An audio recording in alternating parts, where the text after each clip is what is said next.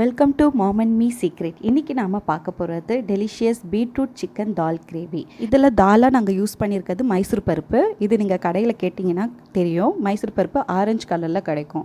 இது நான் யூஸ் பண்ணியிருக்கிறது 50 கிராம் தான். இப்போ நீங்கள் பியூர் வெஜிடேரியன் அப்படின்னா 100 கிராமாக யூஸ் பண்ணிக்கோங்க. சிக்கனை ஸ்கிப் பண்ணிவிட்டு 100 கிராம் தாலை நீங்கள் ஆட் பண்ணிக்கலாம்.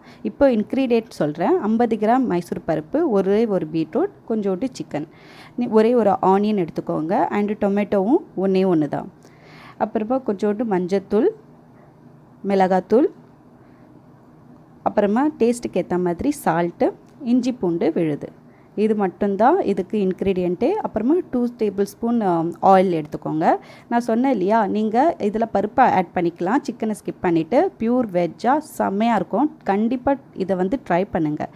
இப்போ நான் ஒரு குக்கரில் 2 டேபிள் ஸ்பூன் ஆயில் எடுத்திருக்கேன். இப்போ நல்லா காயட்டும். அது காஞ்சிட்டு அப்புறமா நீங்கள் இல்லையா அதில் ஆனியன் சேருங்க.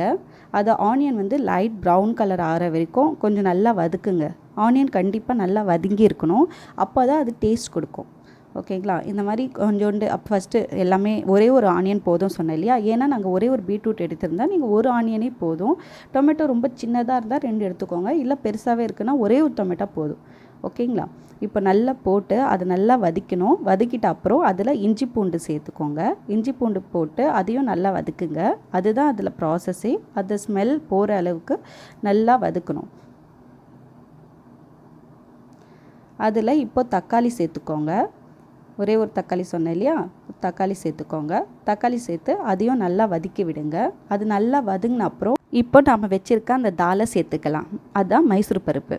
நான் 50 கிராம் சேர்த்துருக்கேன். நீங்கள் பியூர் வெஜ்ஜுன்னா நீங்கள் 100 கிராம்ஸ் ஆட் பண்ணிக்கோங்க.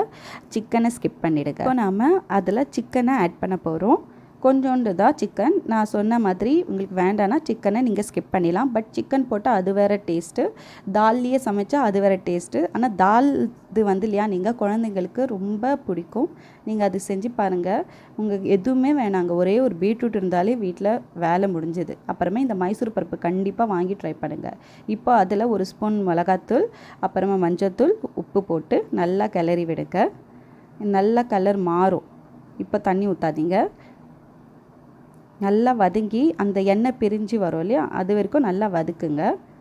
இப்போ அதில் நாம் வச்சுருக்க ஒரு பீட்ரூட் கட் பண்ணி நல்லா குட்டி குட்டியாக கட் பண்ணிக்கோங்க. பீட்ரூட் கட்டர் இருந்தால் அதை யூஸ் பண்ணி நல்லா குட்டி குட்டியாக பீட்ரூட்டை கட் பண்ணிவிட்டு அந்த பீட்ரூட்டை அதில் போட்டு அதையும் நல்லா வதக்குங்க.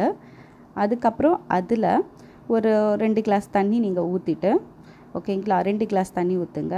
இல்லைன்னா 4 கிளாஸ் தண்ணியும் ஊற்றலாம். இப்போ நீங்கள் பருப்பு அதிகமாக சேர்த்துருக்கீங்கன்னா அதில் தண்ணி அதிகமாக ஊற்றுங்க. நாங்கள் இல்லையா, எனக்கு இல்லையா இது கிரேவியாக வேணும்.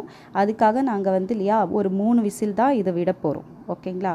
இதே உங்களுக்கு நல்லா இல்லையா கூட்டு மாதிரி வேணும் அப்படின்னு சொன்னீங்கன்னா 4-5 விசில் விடுங்க, பெரியவங்க சாப்பிட்றதுக்காக. இப்போ நான் மூடி வைக்கிறேன்.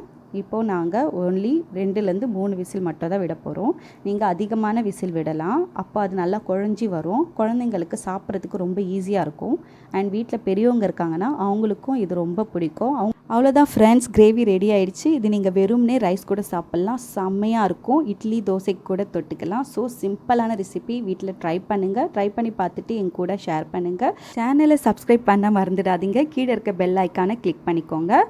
ஷேர் பண்ணுங்கள். இந்த ரெசிபி உங்களுக்கு பிடிச்சிருந்துச்சுன்னா நிறைய லைக் பண்ணுங்கள். தேங்க்யூ. பாய் பாய்.